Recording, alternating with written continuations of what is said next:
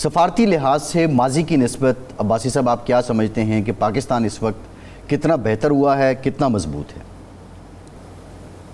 دیکھیں، ملک کے بیرونی معاملات پر اختلافی بات کرنا میں اس کو مناسب نہیں سمجھتا پبلکلی، لیکن بات یہ ہے کہ سفارتی کامیابیاں جو بھی آپ تصور کریں، کیا یہ پاکستان کو کوئی فائدہ دے رہی ہیں؟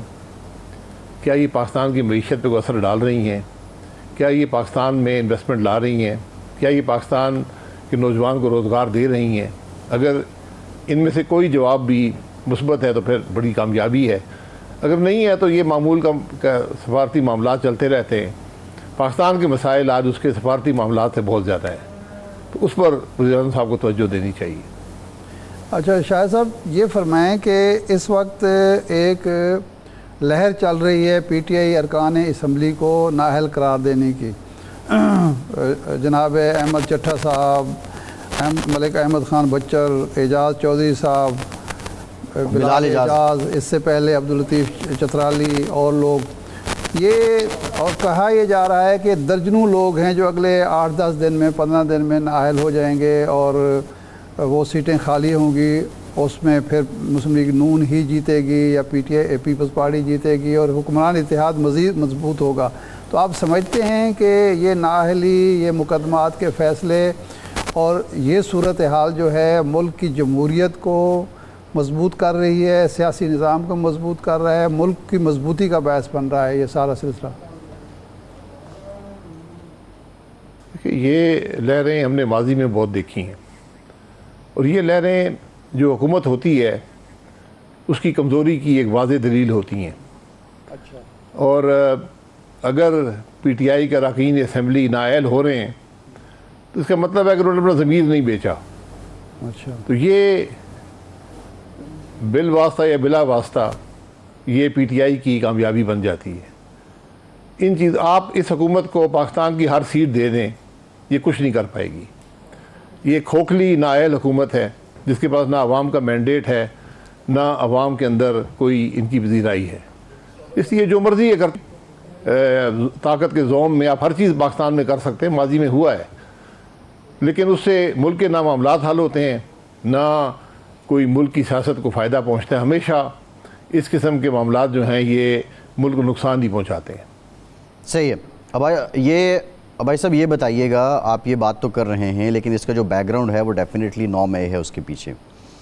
دوسری جانب جو ایک پوٹینشل ایشوز پہ، جن ایشوز کی آپ بات کر رہے ہیں جس پہ اپوزیشن کو سامنے آنا چاہیے، آپ سمجھتے ہیں کہ اپوزیشن واقعتاً عوام کے جو اصلی مسائل ہیں ان پہ سامنے آ رہی ہے؟ کیونکہ اکانومی کی آپ بات کر رہے ہیں کہ اس میں وہ حقائق نہیں ہے جو حکومت بتاتی ہے، لیکن ان کو جس بات پہ ایکسپوز کرنا اور حکومت کی کارکردگی کو بنیاد بنا کے کوئی تحریک چلانا، اس میں اپوزیشن کیوں کامیاب نہیں ہو پا رہی؟ دیکھیں، جہاں پر ملک میں حکومت ناکام ہے اپوزیشن بھی ناکام ہے۔ پی ٹی آئی کے پاس ایک بڑی تعداد ہے قومی اسمبلی میں اور سینٹ میں، اور آج تک وہ کوئی بھی اپوزیشن کا رول ادا نہیں کر سکے، کوئی ایشو پہ بات نہیں کر سکے، کوئی بھی آلٹرنیٹ پالیسی نہیں دے سکے۔ یہ وہ جماعت ہے جو 3 سال 8 مہینے وفاق میں حکومت میں رہ کر آئی ہے، آج بھی صوبے میں حکومت کر رہی ہے۔ نہ وہ آئین کی بات کرتے ہیں، نہ ملک میں قانون کی بالادستی کی بات کرتے ہیں، وہ ان کا صرف ایک ڈیمانڈ ہے کہ عمران خان کو رہا کرو۔ تو نہ تحریکیں اس معاملے پر چلتی ہیں، نہ ہی ملکی معاملات اس ایک نقطے سے بہتر ہو سکتے ہیں۔ تو آج جہاں پر اگر کوئی جماعت ہے تو جو پاکستان میں مسائل کی بات کرتی ہے، جو ایشوز کی بات کرتی ہے، جو معیشت کی بات کرتی ہے، وہ صرف عوام پاکستان ہے۔ باقی جماعتیں آپ کے سامنے ہیں، کوئی بات آپ وہاں سے نہ بجٹ کے بارے میں سنیں گے، نہ کوئی آلٹرنیٹ پالیسی سنیں گے۔ تو یہ اپوزیشن کی بڑی ناکامی ہے کہ وہ کوئی بھی رول جو ہے اپوزیشن کا وہ ادا نہیں کر سکے۔ نہیں عباس صاحب، لیکن عوام پاکستان پارٹی بھی تو ان ایشوز کو اس طرح اجاگر نہیں کر پائی، عوام کو اپنے ساتھ ملا کے حکومت پر کوئی دباؤ تو اس نے نہیں ڈالا۔ ابھی تک تو حکومت سیریس ہی نہیں لی، آپ کی پارٹی کو نہیں لے رہی۔ نہیں، بات دباؤ ڈالنے کی نہیں ہوتی، بات حقیقت کی بات کرنے کی ہوتی ہے، متبادل پالیسی کی ہوتی ہے، حکومت کے جو ناکامی ہیں اس کو اجاگر کرنے کی ہوتی ہے، اور صحیح راستہ دکھانے کی ہوتی ہے۔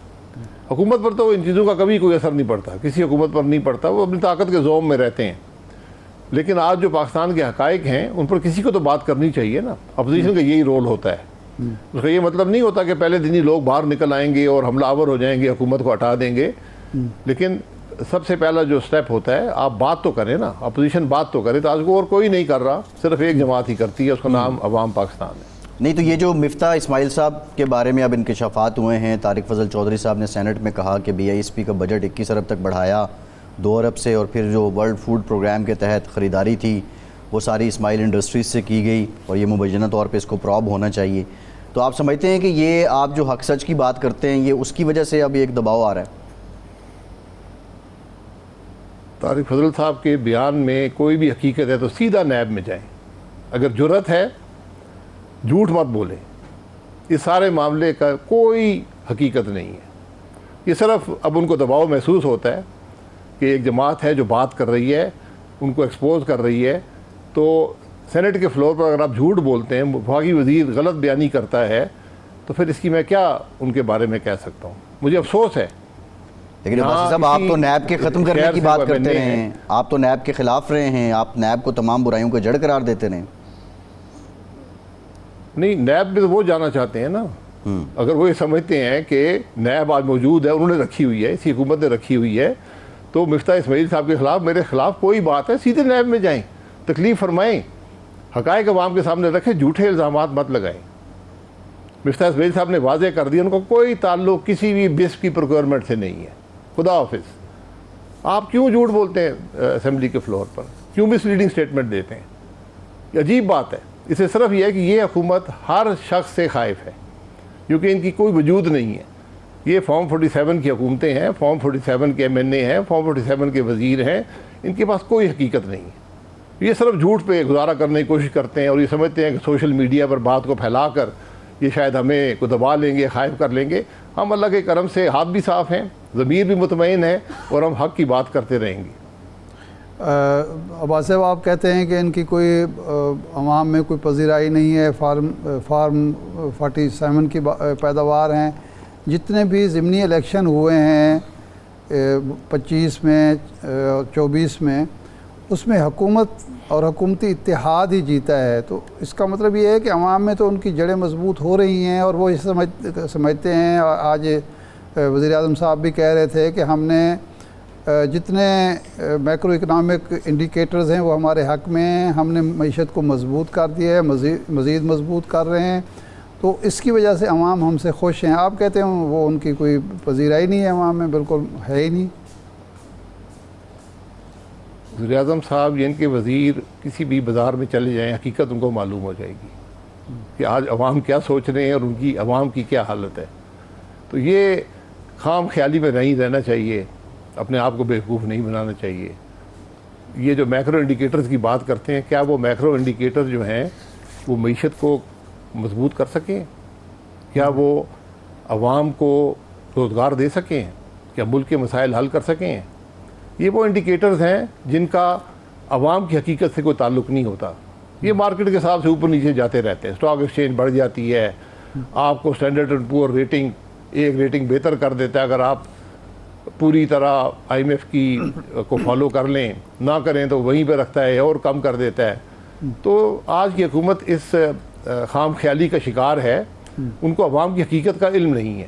جب عوام میں جائیں گے تو پتہ چلے گا ضمنی الیکشن کس طرح جیتے جاتے ہیں. یہ ایک پرانی کہانی ہے پاکستان کے اندر. تو ضمنی الیکشن کو مبارک ہوں.